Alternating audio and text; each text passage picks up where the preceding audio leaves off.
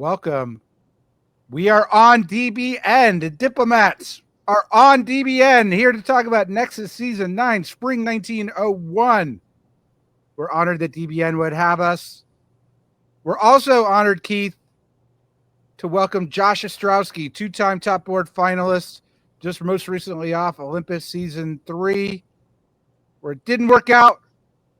But when it doesn't work out, you come to the Diplomats and you tell them how it's supposed to be done. Semi-finalist for this round. He probably should have been a finalist, but poker and all. This is how I'm coping with, though. This is my final loss. I get to join you guys now. And now you can dish it out. You can show them you know better than everybody else. So Josh is going to be joining us, I think, for many episodes. Bradley may join us for many episodes, and of course, we'll have guest hosts.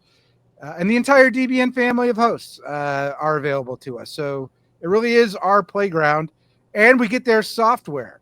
So the first thing I'm going to do is pop up the Paris method, which we didn't really talk about, Keith and Josh. I know we haven't spoken about it all.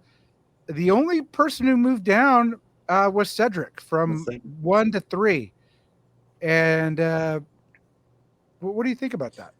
Was Cedric France in his semifinal game? Yes, that he's do you think that had anything to do with it?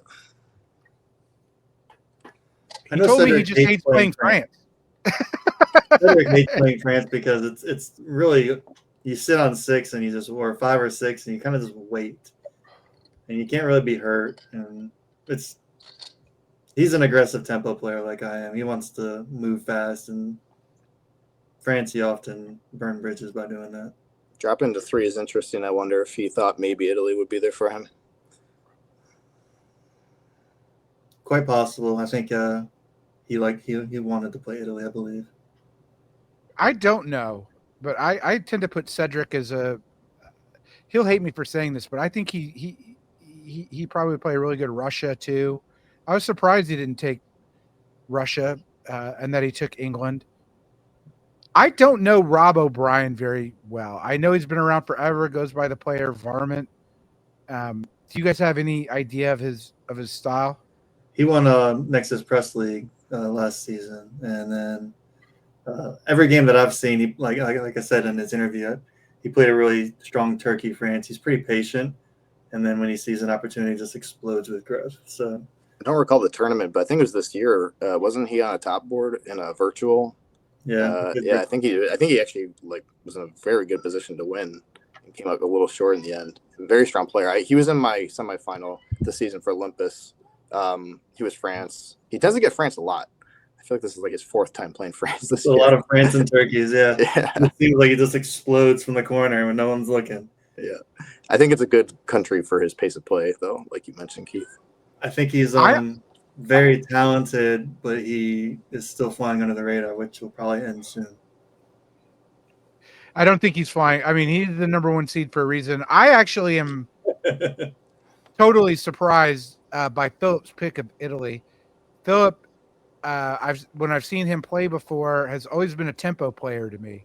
Reminds me a lot of myself. Italy is by far my worst country because you have to be patient. And I'm not super patient. I don't know if Philip will be, but what do you guys? I don't know. Josh, do you know Philip at all? Did you remember seeing his game from before? I didn't see his game before. I knew his name though. Was he on a top board in a previous Nexus? Yeah, season 5, I believe, with Riaz. He played France to Riaz's England. It's the infamous Riaz stabbed him and then waved his builds, or at least waved a build, and then Philip attacked Riaz, and Greg won. I think that was season 6 Nexus, now that I think about it. Keith, what do you think about him playing Italy? You agree with my analysis there? I questioned him during his interview, and he's an Austria player because that's the most tempo you possibly can get because you have the highest amount of centers around you. And he's a wonderful diplomat. I mean, Cedric called him a used car salesman, so he can talk his way out of anything. He didn't want to do Austria again, even though he was 1st seed in the semifinals, picked Austria number 1. So wow. I think if he's playing Italy, he's probably going to try to I would think he's just going to run right into Austria immediately to get the Austrian position. He was in one of my semifinals, or sorry, one of my prelim games this Nexus season, and I was very impressed with his press, even though it was anonymous. I could see him working something out in the East. So I can see him either getting with Russia or Turkey and collapsing Austria quickly, or doing a loan immediately. That way he has some tempo. So he's going to go with whoever gives him the best deal, and he's going to get that deal for sure. So Cedric, super interesting in my book. Obviously, he's been on the show, 50 to 100 times. We know his theories on everything, his very large vocabulary, his tattoos, but he's talked about England quite a bit, and he's talked about how he loves fleet power and how he loves fleets, and it's the spider web. Even though I thought, he'd be a good Russia, I do like the England pick for Cedric. He's talked many times about how to play England, and I'm curious if we put those theories into action here. I love England as well. I think that's one thing me and Cedric have an overlap on. And as far as a player, he loves to play high trust, find one person just like me, and do crazy things that no one would expect and no one knows how to counter because it's not normal. So if you see something unusual on the board, it's usually because he has done something to throw the entire map off. Unfortunately, the worst thing you can do is stab him because he has a will to live that is even stronger than when he's actually your ally. So it's pretty devastating to see him on the back foot. So one thing that'll be interesting to see is if he gets to a 5th dot, if he builds the 4th fleet as opposed to a second army. And I feel like that's something he's commentated in the past, not being a fan of that second army. So we'll see. We'll see what he does. He is the fleet man, yeah. He loves fleets. I want to talk about Richard a little bit because I actually, not only did I play my Nexus semifinal game with him, he's won diplomatically that game really well. I was in a brutal United Cup game, and Richard was my ally. I was Russia to his Turkey, and very solid tactically, not overly wordy, not like a Jordan, a little bit more like a Greg, more direct and to the point. Not afraid to call out his ally. He and I got into it, even though he was my ally.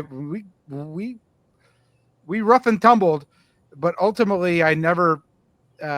He was a reliable partner to me. A couple of times he tried to.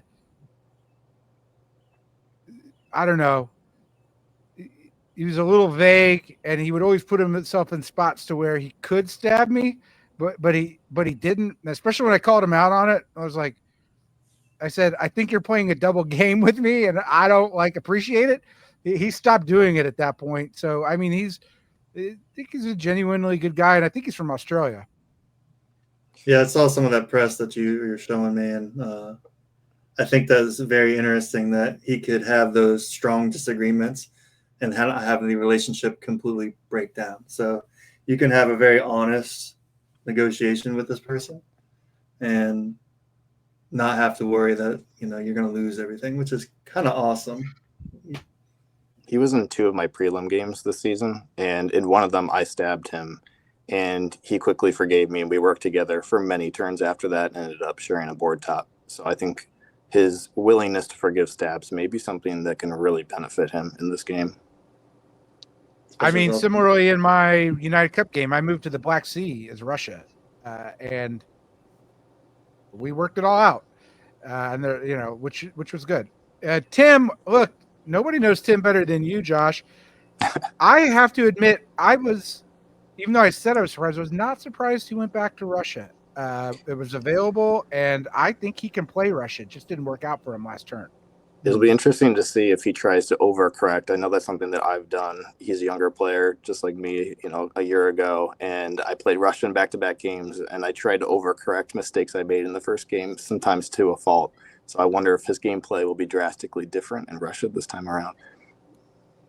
I don't think it'll be super different because I think he had everyone liking him out of the gate. He just made some slight errors that turned people off. I think he may be a little less risk averse this time. Yeah. I think he may have learned. And he made some Bills. serious risks without having someone else having his back to shore up those deficiencies. So Exactly. get that support this time. Darcy's been on the show. He's coming on strong, super young university student from Australia. I've heard two different versions of Darcy. Okay. I've heard the version of Darcy that he's a loyal ally player, mostly from Darcy. And then I hear from other people that he's not a loyal ally player. But I just played a 7 years war game with him. And I thought, we fought each other and then we worked together. I thought he was straight up with me the whole game. So I don't know which Darcy will show up here, but I think both of you can agree. I think both of you can agree that in these games, your true personality will come out over 45 to 60 days. You can't hide it. And it could be situational, depending on the game. In the semifinal that he won, he had many people supporting his win in the end. And clearly that was from not stabbing multiple people throughout the game. And those relationships paid dividends in the end. I also know on your show last Olympus seasons, he was encouraging me to stab Leo pretty early on. So I think that's the other side of him. He clearly has both sides. So it'll be interesting to see which side comes out this game. He's like, I'm loyal, but everyone else should stab for my entertainment. I think it's wide open in the West. I can't say who's going to work with who.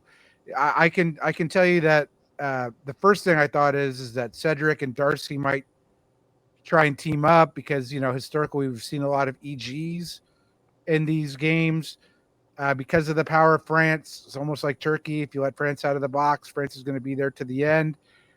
But, Rob ain't there for nothing. And I could easily see him pitching good deals to Darcy and to Cedric. I don't see an obvious winner as to which two will team up. I don't know if either of you two do. Well, Rob also did his Paris method from the hospital, so I don't know how much press he can do. So he might have his work cut out for him. I was also trying to think through what the West may shake up, and I was struggling to have any possible ideas. I think a naturally EG would make sense, but not confident. In the East, I'm going to say that the first thing I thought of was that Philip and Richard might be really good alliance players. We might see a really strong RI, but I don't know anything. We didn't say anything about King. He didn't show his face. We know he's German. He played his cards very new, close to his vest. I don't want to overlook him, which I just did, but I wonder if you guys know anything about him. Nothing. Other than how he won them. Other than how he won. Well, I think we should get into that, right? Because it's a very European mindset of play the board game and don't worry about what's been said. So I really feel like that's something that he embodies that I see in a lot of European players. For those who don't know what happened, I believe he and Riaz did a dice roll to determine who would coin flip. Coin flip. There you go. And Riaz won, and long live the king, I guess. Didn't hold up his end of the deal. He was persuaded by other people on the side of the map that he could still win, and so he decided that he wasn't going to do the coin flip. And he won. And he won. And he's like, well, the game is to win, so that's what I did. So don't flip coins. What do you think the ethics are of that? Of agreeing to coin flip with your ally. I assume they are allies, that the other throws centers to you and then doesn't do it. Obviously it's within the rules, but I wonder, so no one's saying he cheated. He didn't cheat. He did what he's allowed to do, but it doesn't feel that great either. I don't think it would. I think it's also a reputation thing, right? Where you're kind of risking, you play with a lot of these people in future seasons, and people remember that. So you're putting a lot in the line for one game. That's not a reputation. It's like Diplomacy is notoriously known as a game with no chance, and then you add chance into it. the coin flip in itself, or just proposing one, almost seems like it's not diplomacy. So I don't like the idea of even proposing it. But then the fact that you don't uphold it, so it's kind of a two-sided thing where it's good in one way because it's alliance. I don't know. Either way, it happened, and I don't think it's against the rules. It's not against the rules. I mean, it's just words at that point. So Yeah, feels Well, like a I gray area mean, at I this point. just wouldn't. I wouldn't flip a coin with. I mean, look, it's not dissimilar in my mind to was it, and this is way before Josh's time, but Max made Greg sign a contract. I promise if you support me here, I will not do blah blah blah, and I will do this signed in blood, Greg Matthews. And guess what? Greg didn't. Greg did not. Greg didn't honor the contract. Um, and Max got all aggrieved. I mean, it's not so dissimilar from that. I just wouldn't flip a coin with him, and but in many ways, what you have is trust, and he'll have to build it with his allies. And but I question whether Tim is going to want to air this time or whether they'll try an RT. But I think that's one of the storylines I'll be looking for before we go to the map. One thing too for the East is that both Richard and Philip played together in one of the prelim games, and they stayed aligned for the entire game and shared a board top. And I think Philip was even in a stronger position and purposely chose to share the top. And I imagine that relationship has stayed together. So I'm very curious. that may be why Austria went so early. That's another reason why I thought when I saw Austria go fourth, that was the first thing that crossed my mind. What is the poker game that I've heard people have been messaging saying I have to talk about the poker game? Darcy in Europe played a poker game. Actually, I'll just let you tell it because you lost. Well, it was essentially the same thing as a coin flip, but they played poker instead. And Darcy, well, it was the same thing because they actually honored the poker game. Correct, that is true. Yeah, it's true. Europe honored the outcome of it, but it was the same concept where instead of a coin flip, they wanted to have some fun and play poker instead. And Europe honored. Yeah, I guess Darcy had a long shot to win on the last hand or something like that and won. So yeah. But was that your semifinal? That game? That was mine. So he was supposed to win, but then Austria threw centers to Italy to put him on top. Yeah. So Darcy. Wow. And we have Josh here now. That's right. This is my secondary prize. I get to do this with you guys instead of playing this. You're not a good poker player. I mean, you got to be on the Diplomats, I guess. Apparently, Europe has really good memes about this. I don't know if that's true or not, but maybe on the next episode we'll put them up. Or you can find them on the Discord server, the Nexus Discord server. All right. We're very excited to show you the next thing, which is the map, Keith. Look at this. Look at this beautiful DBN map. We've got player names. The score doesn't really matter. Obviously, it's just automatically done with the DBN software. The only thing that matters is if there's a tie break based on what we just saw in the Paris method in reverse order. And so, hey, without further ado, let's look at the spring 1901 moves. And why don't we do the DBN style? Keith, talk about the West, and then Josh talk about the East. Oh, I get the West. All right.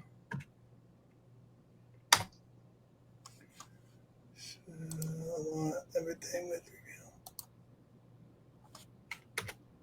Here we go. Wow, you did it. I selected the wrong thing at first, but we're good. All right, so in the West, we have a very standard English opening. Fairly standard French opening. Usually when I see this French opening, I consider this more anti-Italy, just because it gives the fleet the option to go Spain South Coast. So I see this a little bit more anti-Italy. If Marseille went to Burgundy, I would see a little bit more anti-England. But that's the only thing I can say about that. Covers Burgundy. But the German moves in general are the ones that we want to look at, and that is the one that we'll look at. We'll come back to that, but I think the key is that That Kiel to yeah, there you go. Look, we got that Kiel to baby. Holland. Right there. Kiel to Holland. You don't see that normally. I mean, in 90% of the games we see Kiel to Denmark. Josh, one of the things that, as we look for the East, one of the things that does is it means no Russian bounce in Sweden, or no bounce in Sweden. Russia Correct. will take Sweden, which It's is very something pro-Russian. Tim failed to do the last time. And so you take us through the East, just an overview, and then we'll get into some of these specifics. Pretty standard openings for the East. I mean, I think the most blatant opening is Italy's move to Tyrolia. That's very interesting. Otherwise, a bounce in Galicia, a bounce in Black. Pretty standard openings, but Tyrolia is very interesting. Yeah. And in fact, I think less standard opens than we normally see on these top boards, which is crazy since we always have so many experienced players on top boards. But, I don't see this French opening very much. Just going back to it before we talk about the German one. I mean, I guess you see it in a different way, right? Where sometimes Paris goes to Gascony, Marseille to Burgundy. I mean, there's so many variants of what French can do. Yeah, but I guess this does leave it open for Marseille to Portugal and Mid-Atlantic to Spain. But I generally hate to do that as France because I don't like that army in Portugal. I also wonder, too, if Marseille moving to Spain, maybe he was a little nervous that Italy could open to Piedmont. At least you could possibly balance Marseille as opposed to possibly walking out of it. That's the only other thing I could think of. Otherwise, I think, you could be supporting yourself into Burgundy. Maybe he had confidence that he was getting in. I really like this in EF. I mean, I don't really care about my army there or a Western Triple. I mean, you're going to drop it right to Spain. And the army can walk back, no problem. It gives you a place to build. And if you want to, you can just bypass Spain altogether. If you expect a loan to happen, just drop into West and Tunis is yours. So you really have to have your diplomatic chops to know if that Trieste loan is going to happen and that Tunis will be free. So, knowing Rob's playstyle, do you think that's something that he would consider doing? We talked about it earlier that he's pretty safe. I think he's pretty conservative. He's going to get his builds. That's my read. I don't like Paris to Burgundy because if that ever bounced, then Paris is doing nothing for the rest of the turn.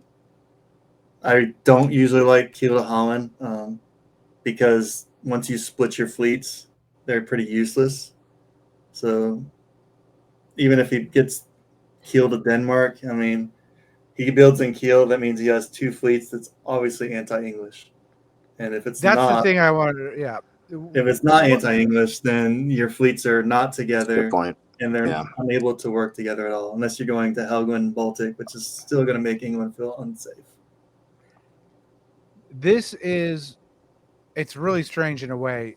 Not the opening, right? Which is really one of only 3 German openings that you see. The traditional one is Kiel to Denmark, and then the other 2 do this. This one is the second most common, and the most rare is opening to Silesia or Prussian Silesia.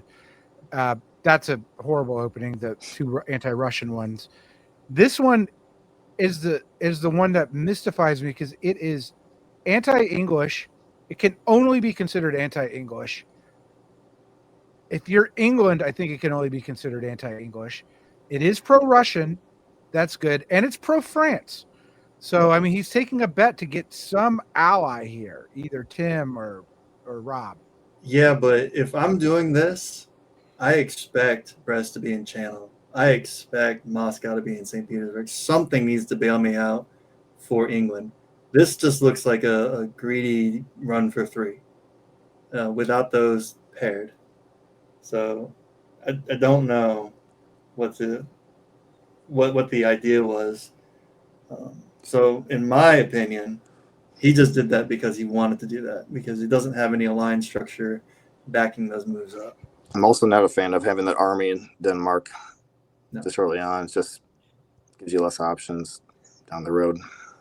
Well, Keith, as you know, because we just did this 2 months ago, this exact opening occurred when you were England and I was Russia. And I was like, I knew you liked to do this because I think you tried something similar in season 3 of Nexus. He went to Denmark in Mar game. Okay, you tried to convoy to Denmark and get Russia to go down to Baltic. Yeah. And normally you see a Belgian bounce. Now do you see a Denmark bounce? That's kind of the important thing, because If I'm England and I did not work this out, Cedric could have worked out something crazy like this. I don't know why. this is why. Okay. So, say if I was England, I didn't work it out. But then the next question is I going would to totally bounce Denmark. what about you, Josh? If you hadn't worked this out and you're in England and you saw this, what would you think about doing?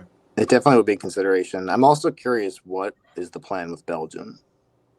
That would be my biggest reason why maybe I wouldn't do that. Maybe you can work something out.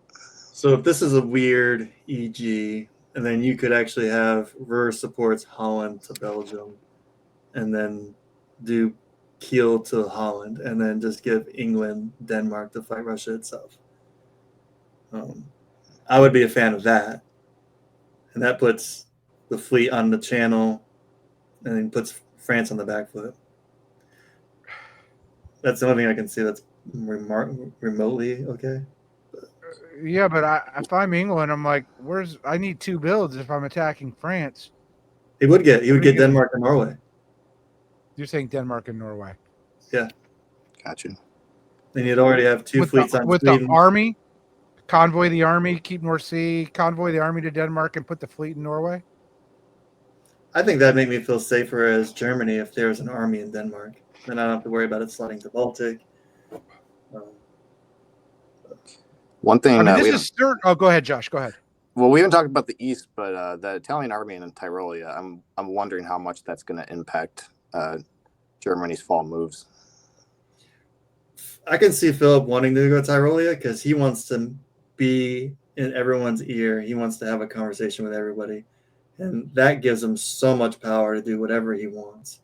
And so instead of being in Italy that's ignored and flying under the radar, he's going to command the press here. Do you think this was, I would imagine Darcy asked for a DMZ, so this would be a violation of that already. Something Darcy asked for it. That would be something you would have to request. Right. I can't imagine the topic not being discussed. I agree.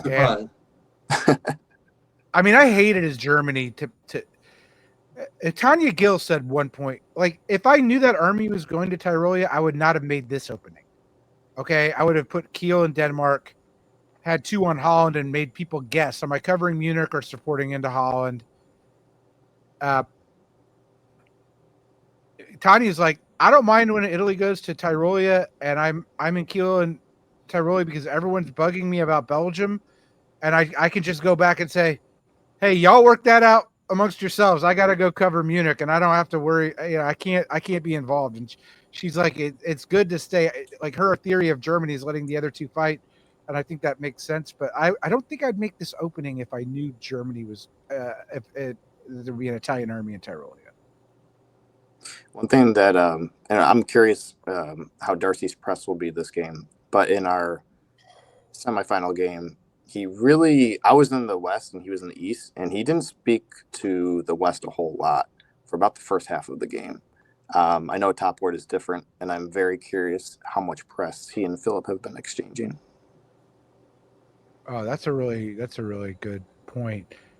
The other thing that this moveset does, and I rarely see it work out, although I did once for Karthik and myself, one time out of like 10 times that I've tried it, is supporting Tyrolia into Munich. Do you think that's something that could happen here? Yeah, you have a unit in Burgundy, one in Tyrolia. I love it. But... Well, we just saw this as recently as the Sydney Cup opening, where Gavin did this exact move against Jamal, who was Germany, goes to Munich, and then Jamal puts him in Burgundy. That also happened between Cedric and Jordan Connor. Cedric snatched Munich with support from France. And then Jordan in Germany drops Ruhr, supports Munich into Burgundy. And then the other Italian army jumps in the Piedmont.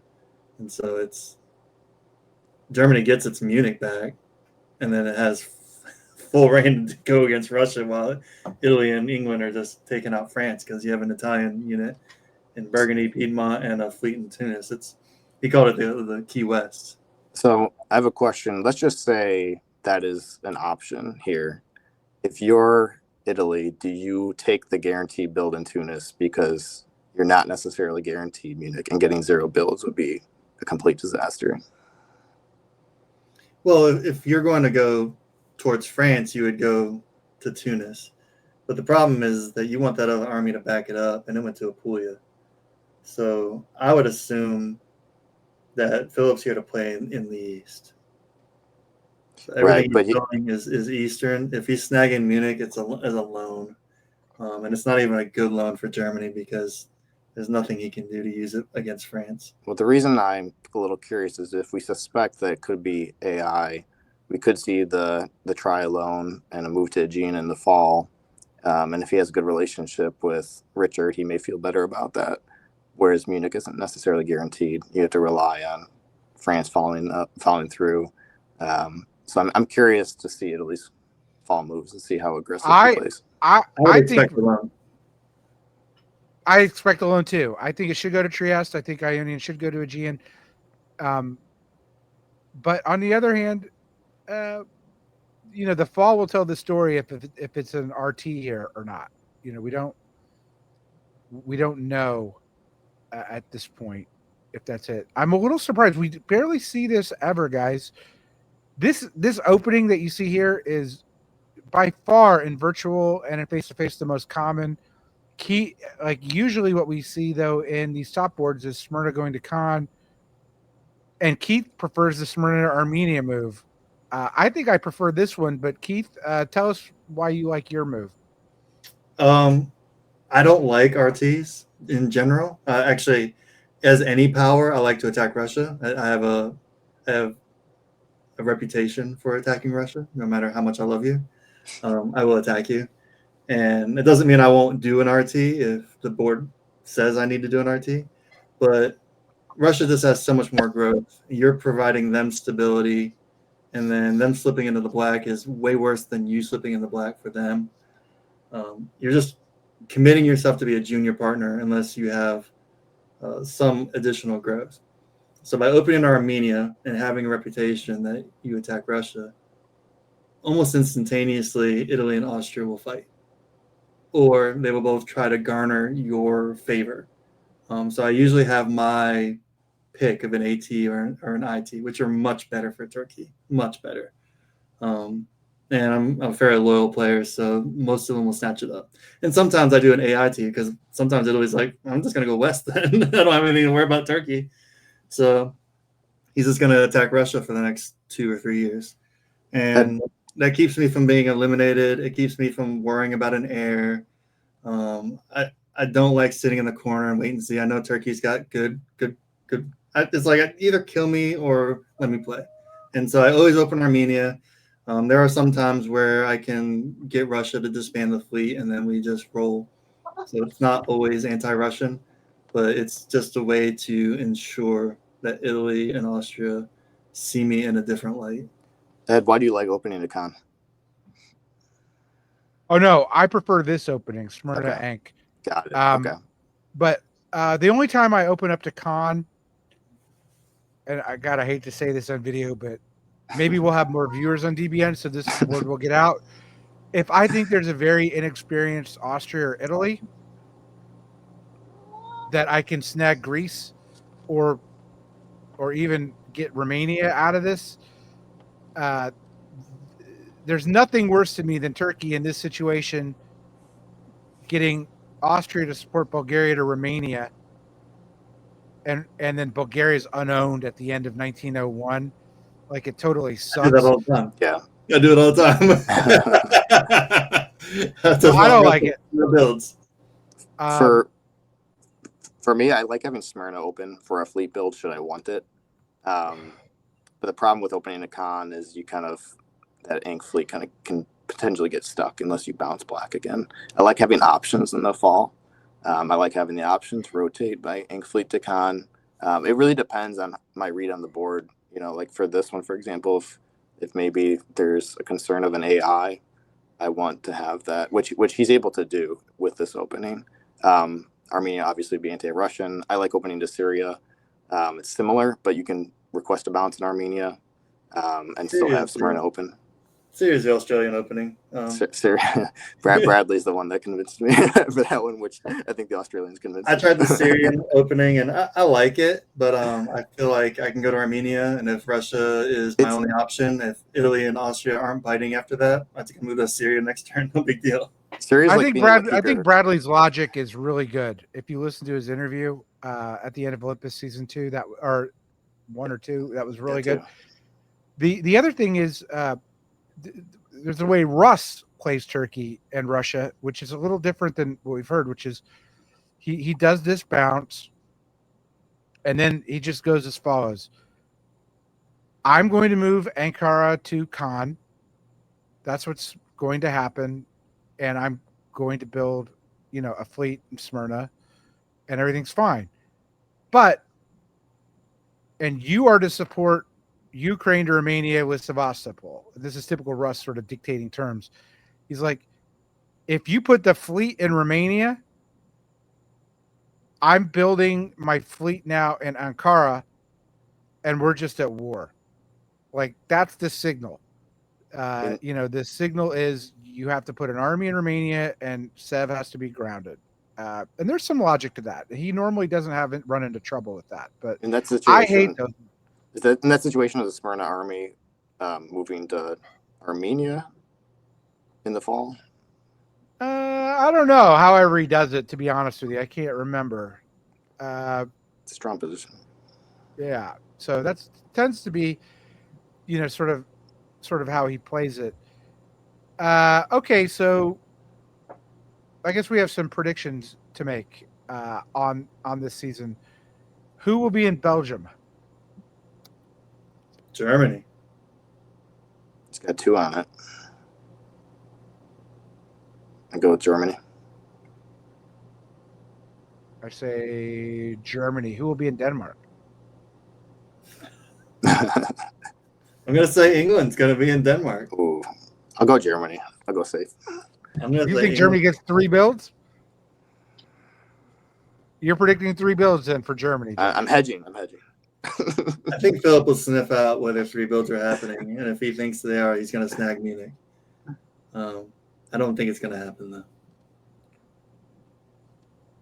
though. I'm going to change my prediction slightly. Either England or Germany will be in Belgium or Denmark. I think they'll each get 2. I just don't know which 2. Yeah, I like that. I think that's probably it. Nobody really wants 3 builds anyways, although I got 3 builds. I didn't even build all 3. I mean, but fine. Russia, I assume we all agree Russia will be in Romania? Yes. Definitely in Sweden. We know Russia's getting 1, so this is going to be a new experience. New experience for Tim. He gets to build. Possibly 2. Yeah, I'll say yes. He'll be in Romania. Yes. Will Tunis be taken or bypassed this time? I think he moves to Aegean. I think he goes to Aegean. We know he's a tempo player, and he's got good relationships with Austria, so I think we're going to move. So that means that you think that Italy will be in Trieste. That's what I was going to ask next. That's what I think. I think it's both. If he moves to Aegean, he's moving to Trieste. That's my guess. What do you guys think about Trieste and Tunis? If I'm Austria, I'm not super happy with that. I fucking hate it. No. The only time that happens is if you see a Western triple out the gate. That's hard to peg sometimes. Okay.